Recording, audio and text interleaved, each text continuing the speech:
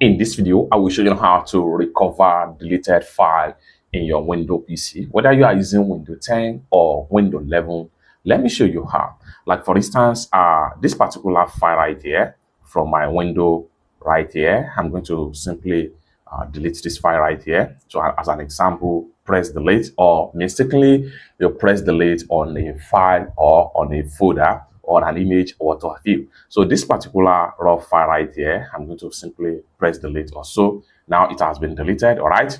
Now, how can you recover some of this file right here? Maybe by mistakenly you delete any file on your Windows PC. What you want to do here is to simply go ahead and make sure you look for recycle bin on your window home screen right here. Go ahead and open up recycle bin. All the file you deleted is going to be found right here. Just want to make sure you look for a particular file name that you mistakenly delete. So here we go. You can see this folder here was mistakenly deleted. So I'm going to select on it. Once you select on the file that you mistakenly delete, next thing you want to do right here is to go ahead and right click on it. Once you right click, go ahead and click on restore.